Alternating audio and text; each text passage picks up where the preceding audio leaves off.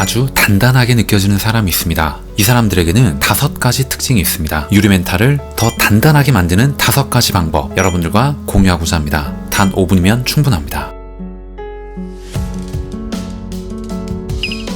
안녕하세요, 따독따독입니다. 따독따독은 여러분들의 매일 1%의 성장을 응원합니다. 시련 그리고 역경에 유독 취약한 사람이 있습니다. 그리고 반면에 아주 단단하게 느껴지는 사람도 있습니다. 시련을 행운으로 바꾸는 유쾌한 비밀, 인생의 허들을 가뿐히 뛰어넘는 내면의 힘에 대해서 얘기한 김주환 저자의 회복 탄력성을 통해서 거기에서 얻은 인사이트에 제 생각을 함께 여러분들과 공유하도록 하겠습니다. 저는 개인적으로 유리 멘탈에 속합니다. 왜냐하면 타인의 시선, 지나치게 신경 쓰기 때문이기도 합니다. 그럼에도 불구하고 장기적 측면의 행복 그리고 성장을 꿈꾸고 있습니다. 제가 오늘 회복 탄력성 책을 읽은 건 아주 큰 행운이라는 생각도 들어요. 오늘 내용을 끝까지 들으시면 여러분들의 마인드 세팅에 도움이 될 거라고 확신합니다. 이 책의 저자 김주환 작가 교수이기도 한데요. 유튜브를 통해서 오래전에 접했습니다. 대표 주제는 회복 탄력성이죠. 뇌과학적으로 접근했기 때문에 근거가 탄탄하다라고 생각했습니다. 그의 책을 꼭 읽어야겠다는 생각이 들었어요. 책을 다 읽는 데는 일주일 정도가 걸렸습니다. 내용은 어렵지 않아요. 술술 읽힌다 라고 생각하시면 됩니다. 운동을 하면 근육이 생긴다라고 해요. 우리의 마음도 마찬가지입니다. 책에서는 회복 탄력성이라고 명명하고 있어요. 우리에게 닥친 이 시련, 고난을 어떻게 하면 성공의 발판, 디딤돌로 삼을 수 있느냐라는 것이죠. 단단한 마음가짐이기도 합니다. 이 사람들에겐 어떤 특징이 있었을까요? 첫 번째는 긍정적인 마인드입니다. 긍정성은 낙관성이라고 말하기도 해요. 똑같은 상황을 어떻게 보느냐에 따라서 달라지는 거니까요. 물이 반밖에 없네. 근데 물이 반이나 남았네. 뉘앙스 그리고 느낌은 완전히 다름을 알 수 있습니다. 상황을 밝은 측면에서 바라봅니다. 도전과 실패를 두려워하지 않아요. 주변에 친구가 많습니다. 우울감보다는 활력과 에너지가 넘쳐요. 매일 조금씩 성장하고 있습니다. 두 번째는 자기 조절 능력입니다. 책에서는 감정 조절력, 충동 통제력, 원인 분석력이라고 합니다. 사실 감정은 뇌 속에서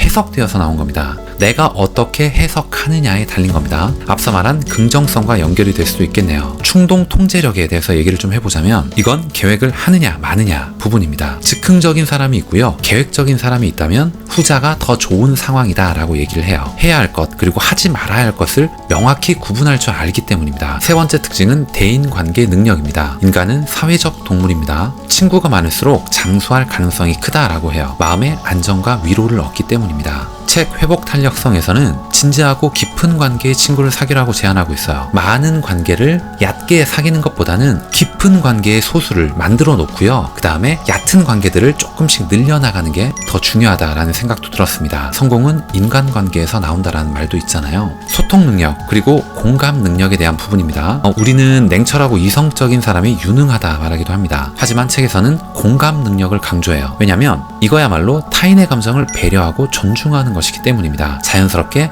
경청하게 돼요. 타인은 이걸 원활하고 멋진 소통으로 느낍니다. 즐거운 사람이라고 생각하게 돼요. 경청은 삶의 지혜이기도 하다라는 이런 생각이 들었습니다. 네 번째 특징은 자신의 강점을 활용하는 겁니다. 우리 사회는 오히려 반대를 추구를 하죠. 자신의 약점을 찾아서 보편적 수준으로 올리라 라고 말합니다. 그렇기 때문에 한국의 학생들이 불행한 거예요. 이미 수학, 과학 능력은 굉장히 뛰어난데 거기서 더 잘해 1등을 향해 따라가 라고 계속 재촉하고 부추기기 때문에 마음이 척박한 거라고 생각합니다. 한국이 바라는 인재사항이기도 해요. 모든 측면에서 무난한 인재를 말해요. 조직에서 군말 없이 성실하게 일할 일꾼을 양성하는 구조이기도 합니다. 우리는 이 부분을 명심해야 돼요. 나는 그러한 사람이 될 것인가? 진짜 내가 행복한 순간은 언젠가? 바로 내가 좋아하는 일을 할 때가 아닐까요? 내 강점을 찾아서 자주 활용하는 순간입니다. 자연스럽게 재미와 충성도도 올라가겠죠. 그래서 리더의 역할이 중요하다고 합니다. 참 어려운 역할이다라는 생각도 들어요. 한국은 그저 일을 부여하고 닥달하는 리더의 역할만은 강조한다고 생각합니다. 저도 10년 넘게 대기업이라는 조직에 속해서 일을 해왔지만 이런 부분에 대해서 굉장히 공감하기 때문에 더욱 안타깝기도 합니다. 다섯 번째는 감사일기 그리고 매일 운동 측면을 얘기를 합니다. 저는 주 4에서 5회 운동을 하고 있습니다. 책에서는 30분 이상, 최대 심폐력의 70% 정도면 충분하다라고 얘기를 합니다. 감사일기는